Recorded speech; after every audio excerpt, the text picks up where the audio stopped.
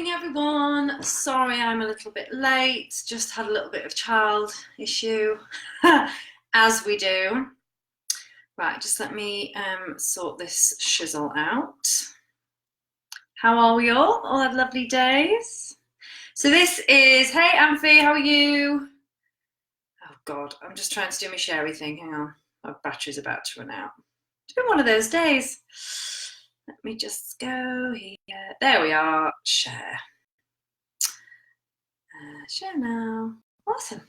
So I've had the maddest of days, but brilliant. So this morning I was talking to somebody on an interview. Hey Claire, in Australia. So it was like 10 a.m. here, 7 o'clock in the evening there, which was awesome. And then I've been asked to speak on somebody's podcast who is, and he was in Mexico, and so I've had a very international day and it's been very exciting. Lots of yummy things happening. So this is to very relevant lip balm. The best lip balm in the world, by the way. Aloe Lips. So today is just to make up for last week, basically. Hi, Rachel! Because the Facebook gremlins were all in, weren't they? And I also want to say hi to, I've had loads and loads of friend requests over this last couple of weeks from really incredible, amazing women by the looks of it. So I don't know whether Facebook's algorithm's being nice to me because I'm showing up. But if you are new to my friends list, then welcome. And it's really lovely to be connected with you. And I'm really looking out. The sound's dripping out again. Oh, it's so annoying. I wonder if I put my earphones in, will that make a difference? They're the wrong ones. Is it still doing it, Claire? It's very irritating. Just let me know if it's still doing it.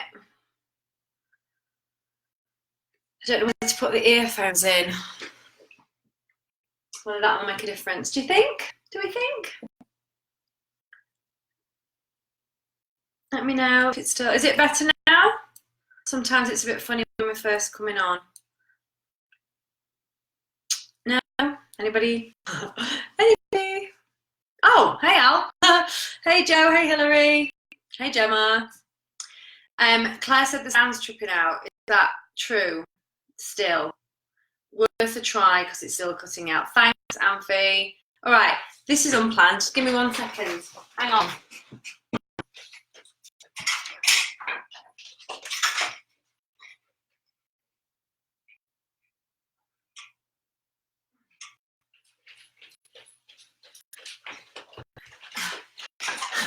This wouldn't happen on live, would it? Okay, let's try this. Let's try this. Let's try this. It might be because I've got my light plugged in, you know. Any better? Please say yes. I look a bit like that now, don't I? Like news presenter. Any better? Feedback? Feedback? Still doing it? Oh. Okay, I might just have to carry on Ricardo. Just risk it because there's nothing I can do about it. I don't know what to do about it. The only thing I could do, if I could plug my microphone in, I'm just going to go ahead. It's still doing it. It's still doing it, and I'll redo it. I'll do some tests with my microphone, and I'll redo it another time. But I'm just going to have to go because otherwise people are just going to be coming online and me going the sound. So if it's annoying you, then turn off if you want. It's fine. Let's get it done because after last week and then this week, I just get it on. Still doing it. It's less now. Good. Yeah, I'm just gonna go.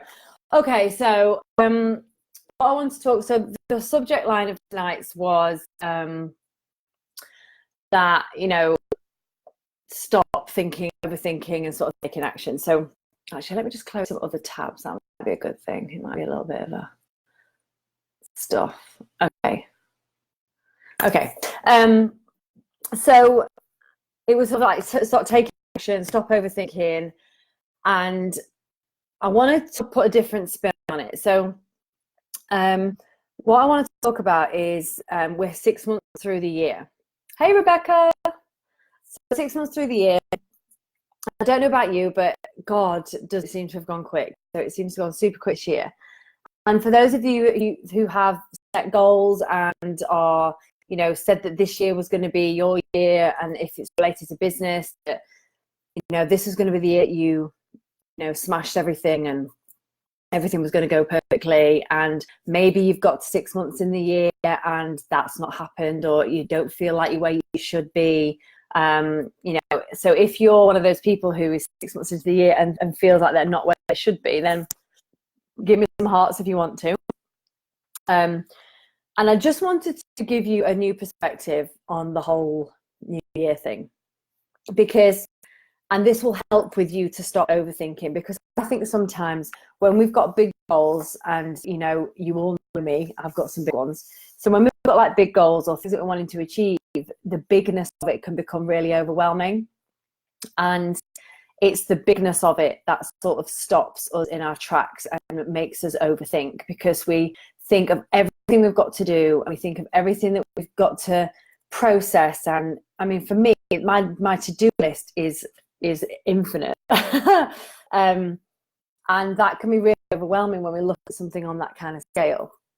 So what I want you to do is, instead of thinking about your year as a ticking time bomb, and that you're going to get to the end of the year, because let's think about what's really shit about New Year's resolutions. Okay, so we set them because what happens is that it's New Year's Eve, and then the clock ticks, and the you know, it's 12 o'clock, and that's it, the new year, and you get that really wicked sort of buzzy feeling about it's a fresh year. Actually, all that happened is the clock went from a minute to 12 to a minute after 12. And so that feeling and that thought process and that momentary motivation because the new year has turned, actually it creates this sort of false sense of reality, in the sense, you know, if you get what I mean. So let's just take all that away for a minute. And this is a concept that I got from, that I heard on somebody else's live, a girl who I love, she's called Melanie Ann Lair. She's absolutely incredible. So I sort of nicked this from her, but I wanted to give my perspective on it. So if you think about Groundhog Day, right, and how many of us are living the same year over and over and over again? And we set all these massive goals for the year, all these massive expectations, and then they get to the end of the year, and what we do is we focus on what we didn't do. And I mean, I used to work in gyms, so I understand this concept better than most. So, you know, in fact, me and Amphi worked in the same gym together. That's how we know each other. And so you get the massive influx of people that join at the beginning of January, and they go, right, this is the year I'm going to look like Angelina Jolie by the end of it, or whoever. And it doesn't, you know, by February, you know, no one's pretty much there. And that can happen with everything. It can happen with our business goals, relationship things, you know, if you're looking to find a man or a woman or whatever, you know, because this is the year I'm going to find love, or this is the year I'm going to settle down, or whatever. And we get 6 months into the year and we start to panic. And I think that, you know, this time of year specifically makes our overthinking worse, because, and we stop taking action because we're like, shit, we've only got 6 months left and I've got all this to do. There's a wicked quote by Tony Robbins, and he says, most people overestimate what they can achieve in a year, but underestimate what they can achieve in 10 years. And so what I want to do tonight is just get you to calm down, just calm yourself. And I want you to think about what if, Joe Wilson, I refuse to say, I get that, and I don't really set any massive New Year's resolutions. I don't really call them that. But I do have, hey Anne, hey Sarah, hey Georgia. You're waving at me, Georgia. She always does that. Hi. You know, I don't really set New Year's resolutions per se, but obviously I do have ambitions and goals for the year. In every area of my life, I tend to do that, and I constantly check in with them where I'm at. But I want to talk about, the concept she was talking about is if we used our years as building blocks rather than this ticking time bomb, and just thinking about, okay, this year, what have I achieved? How do I feel? How much have I grown? Who have I become? What have I learned, especially? And suddenly the years tends to slow down because you realize that you're in a process of building a life, or building a business, or building lasting relationship, or you're becoming the kind of person that has let go of your shit, so you're able to have a lasting relationship and not bring the baggage of the past into the new one. And because you've done some growing and some learning, and you've grown up and you've become something more. So doesn't it feel lovely if you just decide that the year is just a building block, and you're building this life that you're working towards? So the goal, because if we set New Year's resolutions, then we get to the end of the year and then all we do is focus on the shit that we didn't get done, then they all start again. Because how many of you, when you were setting New Year's resolutions, end up setting the same ones? Okay, I'm going to lose stone. I'm going to get fit. I'm going to make my first 50 grand. I'm going to make my first million, whatever it is. And I know people that have those kind of goals, and and I have financial goals within my business. I'm building an online business, so that takes time. And one of the things that I've really learned to do is to be patient, but always be striving forward. How do we do that? So starting from the place of the 31st of December isn't the ticking time bomb anymore. What it is just a marker for me to reflect on the year, what I've achieved, how far I've come, what I've done, what I've learned, what I've become. And so instead of it being this inventory, this like the scales of life, like the sad stuff of life, we instead see it as this beautiful opportunity to go, okay, like where am I in the broader sense? Because I think one of the best things to do when it comes to goal setting is to look up, is to look at the big picture and the broader perspective, but also think, what can I do now to make steps towards that? Something I heard from God, I always forget her name. It really drives me mad. Give me a minute, because I'm gonna forget it. I'll have to hang on. It's inaudible. Mel Robbins. One of the best tips I learned from Mel Robbins was to see a task or a goal or anything you're trying to achieve and take the Lego brick. So instead of seeing it as this massive thing, you've got the Lego brick. Like, what is the next thing I need to do? And it has to be doable, and I have to be able to do it now, like within the next 24 hours. And then you do that thing with coming from the place of I'm chill, I'm relaxed, I'm chilled, I'm in a process, I'm learning, I'm growing, I am moving at least in the right direction of the thing I'm trying to achieve, rather than it being, because I don't know. I mean, I'm sure I've not made this phrase up, but like goal anxiety, like, is a thing. Because once you've set a goal, the closer you get to it, you get more anxious. And I don't know whether you're the same, but if I ever set a weight, like if I want to lose some weight for something, the closer it gets to that date, the more I want to eat. Because we always want what we can't have, right? So it ends up actually being a trigger to not achieving what we want to achieve. Because if you're not great under pressure, then why do you set yourself things that are going to, have a specific deadline? So, and in the manifesting world, there's something called outcome manifestors and process manifestors, and I'm a process manifestor. So that's something that I go through a process. I like to work through a process. As long as I am heading in the right direction, then I'm perfectly calm, and I'm not going to beat myself up about it if I don't achieve it in that time. Because whenever you're trying to achieve something, there is no exact recipe, because a curveball can be thrown. Something, you love my room. Thank you. It's my office. If you could see it from underneath, it looks horrendous. But yeah, it's quite nice. I've got to get some stuff on the walls because I just repainted it. But thank you, Joe. So if you're just constantly coming from this place of I'm in a process, and the way I like to think about it is that I've sort of given myself, like, I'm 50, when I've turned 50, which is in 10 years time, I've got a long way to go. And a decade, when I think about what I've achieved in the last decade, ridiculous amounts. I've become a completely different person. I have learned so much about myself. And imagine where I'm going to be in another decade. Like, that makes me excited. So when I think about that, and when I think about 50, I don't think 50 is old. Look at Dina McCall. She looks incredible. Like, she still got a great career. Like, there's so much, and all the women I admire are all 50 plus, and they all achieved what they're achieving and that what they've achieved later on in life. Like, I think it's really important to not take age into account at all. And I actually think the older I get, the more experience I get, the better I get at fine tuning what I do, the better I get at communicating my message and what I want to teach people. And so that's only going to get better. And then also what that does is that makes me feel really proud and really happy of where I am now. So I'm satisfied now. So you don't slip into, I'll be happy when itis. I'm going to get that trademark. You don't slip into, I'll be happy when itis, because I'll be happy when I've achieved this. I'll be happy when I've achieved that. And I know you've heard me talk about that before.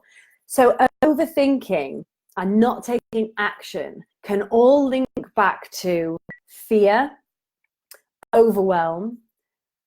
And when I talk about overthinking specifically, think about what that is. You're sat there, you're going to do something, you want to try something, you're trying to achieve something, you're trying to get better, whatever. And I find I've got clients who are doctors, like two of my clients have got PhDs, right? So far smarter than I am. And what I've noticed is that they have something in common. They have the ability to overthink the shit out of everything. Like, I thought I was an overthinker. I mean, my God, I'll not mention their names, but they know who they are. Because they can see something, like, I'll see something from maybe 4 or 5 different angles. They'll see it from like 12 or 15 different angles. And the constant overthinking is like, well, what if I did this and what if I did that? Now, the way that you get over that is that you decide on the top 3. Like, if you're overthinking, like, and thinking it from all different angles, what if this happens, what if that, what if this, write it all down. Like, write down what if the goods, what if the bads, and then go, right, I'm going to pick one of the 3 what ifs and I'm going to try it.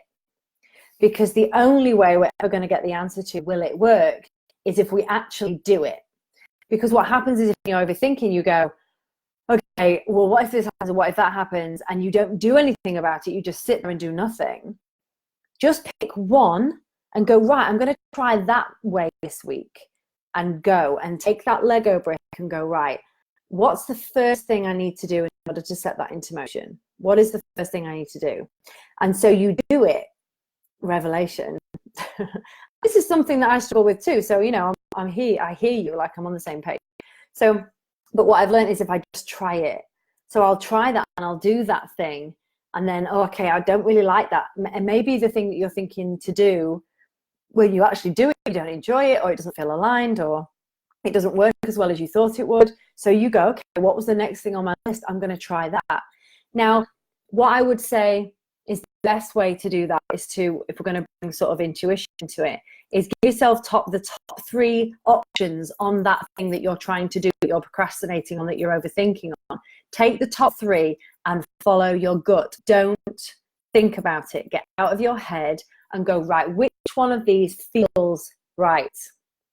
And that might not be the one that's logical, and it might be the one that makes the most sense on paper. Go with the one that feels right, and trust me, the more you start to trust that part of you, the more you'll make the right decision every time. This is what I'm finding. So when something comes up, it might not feel, Joe, you are never 50 next year. You don't look it at all. And I'm not just saying that, you look incredible. Oh, see? And Joe's smashing it. It's brilliant. So what's the top 3 things what's the top 3 choices I have here? Which one feels best? I'm going to take one step in that direction, just one tiny Lego brick. And so let's say that was, I'm looking for a new job, and this is what I'd like to try. I've never done it before, but maybe you want a complete career change. Maybe you want to try something different. What was the next right thing? What's the next thing I have to do in order to test the water, to dip my toe in? Well, maybe it's to look in the paper or look online at what's available and what I need qualifications wise, skills wise, in order to do that job. That in itself is action. And what happens is you go, oh my God, this is exciting. And you follow the breadcrumbs.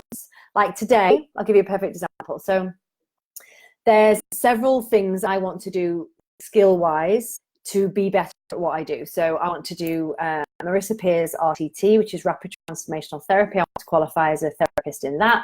I want to do Brendan Bashard's high performance coaching, which is in America, which is a week-long intense training on so to be able to coach high performers.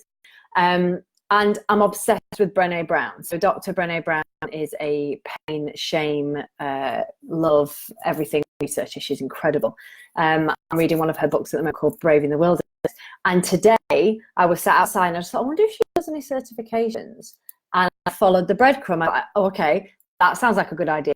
I'll just got the laptop out and I looked to guess what she does. And it said certain criteria for you to be able to apply for it and to be, eligible to do it. And I sort of ticked one of the boxes. So I emailed them and I said, look, this is my experience. Would I be able to apply? And they came back and said, just fill out the form and we'll see. So that just came from and I followed a breadcrumb, but I took action on the idea. I followed the inspired action.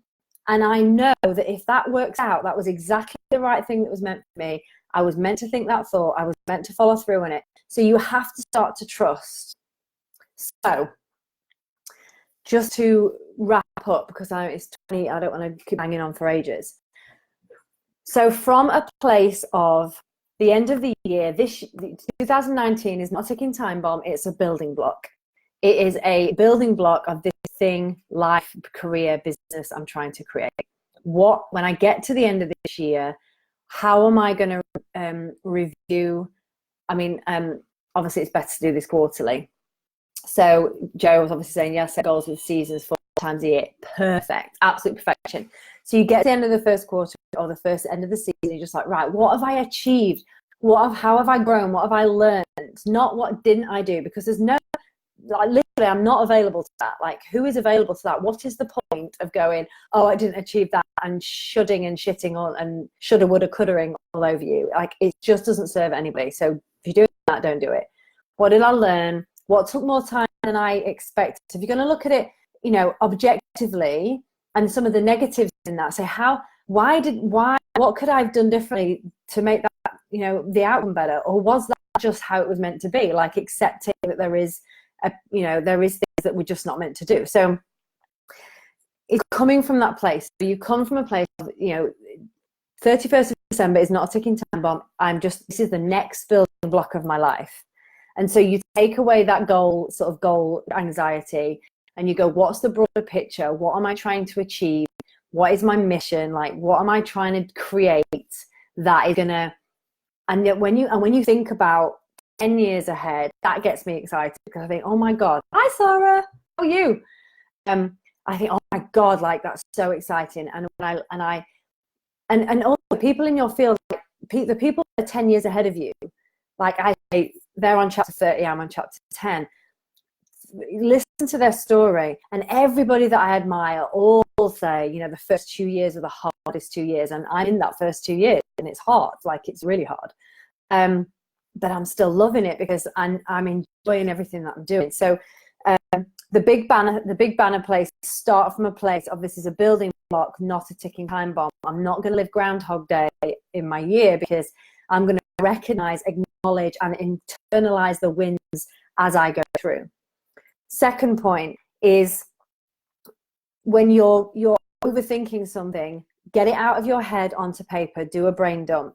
Pick the top 3 that feel the right way, like, that feel like the ones that feel right. That's the only way I can put it. The ones that you feel aligned to, and then just try them and go, right, this week I'm going to try this way, and then evaluate at the end of the week, and then the next week, because action creates momentum, and you'll also build your confidence in your intuition. So take the one that doesn't necessarily feel like the most logical. It might not make sense on paper. Everybody else might say, you should do this because should. Trust yourself. Follow your intuition. Like, pick the one that feels brilliant to you, because whether you believe it or not, and call it your intuition, I call it higher self, whatever. You are being guided. If you've asked for something and you're in that space and you're in the arena, then you're being guided to it. So go with it and trust it. And the more you test that, so always see it like a game, like test your intuition. Notice when you go against it, what happens. Like when you start to trust that, you'll start to do it more naturally, and you'll make much better decisions much quicker because you'll just feel your way through it. So that's the second thing. Brain dump. Pick the 3 that feel the most aligned and just try them on. So you're making progress and you're moving towards that. And ultimately, just chill out. Like calm yourself, calm your thoughts. And if you are a massive overthinker, practically a really great thing to do is just get meditating. Like get some meditation, get your meditation game on. There is shitloads of free apps that you can use. Meditation is easy. You don't have to be sat there with your legs in an uncomfortable position chanting. It literally can be just be focusing on your breath. That is it. I'm actually going to be making some guided meditations and giving them out to my group, putting them in my free group. So if you're not in my free group, then I'll leave the link below or wherever it is. And you can join my free group. I've also got a masterclass that I've recorded, which I'm going to be which is on sale. So it's like a taster session of my big course, which is going to be launching in September. That'll give you a taste of what it's like, but it is in its entirety a really, really great value. I've also got a little freebie coming out. So there's loads of stuff coming, loads of free stuff that's going to help you. But yeah, just deep breath, chill out. Nothing's going to explode at the end of the year. You are in a process of creating something incredible. And as long as you are focusing on the positives, constantly learning, constantly readjusting, and constantly internalizing your wins and celebrating what you've done right rather than focusing on what you've done wrong, you're not going to go wrong. You will achieve what you want to achieve. I promise. Because you have to, right? Like that's the way it works. Okay, so anyone got any questions on that or anything they want to say, and then you can inbox me. Missed the start of the live stream, but what you're saying is amazing. Focus on where you're going, learn on where you have been, and enjoy the journey. Yes, Ruben. Thank you for that. How are you? Megan and Fit worked really well for me, to be honest with myself. What about myself about what was important to me and not to other people? From that place, I felt more confident and ready to face the future with less anxiety about it. Exactly. This book I'm reading, I really highly recommend it. It's called Braving the Wilderness. And it's about belonging. And it all starts off with this quote by Maya Angelou, who says, we don't belong no place. That's what she talks. We don't belong no place. We only belong to ourselves. Hey, Jane, how are you? I've seen you for ages. We only belong to ourselves, and true belonging is knowing who we are and being brave enough to show up as that person regardless of the consequences. So being brave is not speaking your truth, and it talks a lot about, it's brilliant, it's so interesting, like when you just wish you were smart as somebody, like I wish I was as smart as her. But it's about belonging, and it's something that I'm going to be talking a lot about.